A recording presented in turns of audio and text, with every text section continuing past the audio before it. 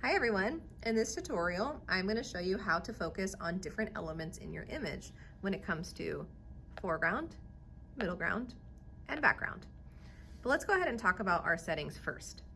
So right now I have my camera set to aperture priority, which allows us as the user to change our aperture or our f-stop number.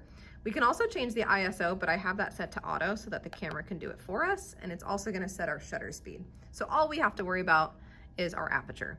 I have the aperture set to the largest possible, which is 3.5. If you don't see 3.5, it means that your lens is zoomed in.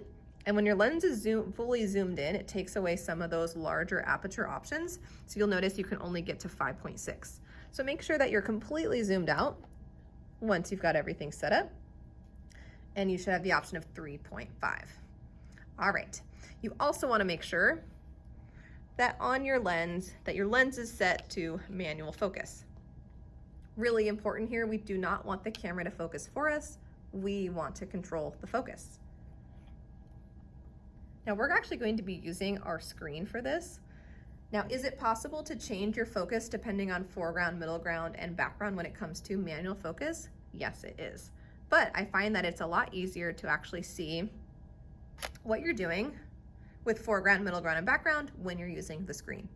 So as you can see, I've got my mannequin set up here, foreground, middle ground, background, and we're gonna start by focusing on our foreground element. Now, when using the screen, you get what's called your focus box here. This white box here is your area of focus. So we're gonna use the cross keys to move this focus box around, and particularly over to our subject, and especially if our subject has a face, let's focus on there. Now from there, we can definitely just turn our focus ring. I could probably do a pretty good job of seeing if it's in focus, especially the stuff that's in the foreground. But as we get to middle ground and background, that's gonna become harder and harder to tell if it's in focus. So what we're actually gonna do is we're gonna magnify the image before we take it. So that comes up here to our magnify button. So I'm gonna go ahead and magnify. Now keep in mind, this is not zooming into the picture. This is just to help us to make sure things are in focus. So I'm going to move my focus ring. Now keep in mind, it's not going to beep at you, but once it looks really sharp, take your photo. And as you can see from looking at the photo, it did not take a zoomed in photo. It still set up the frame exactly the way that I set it up, but now the focus is here on my foreground element.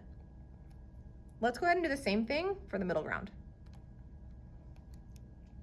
I'm going to move my focus box to my foreground, or sorry, my mid-ground element. I'm going to magnify. I can even magnify twice and move my focus ring. Once it looks really sharp, I'm going to take a picture.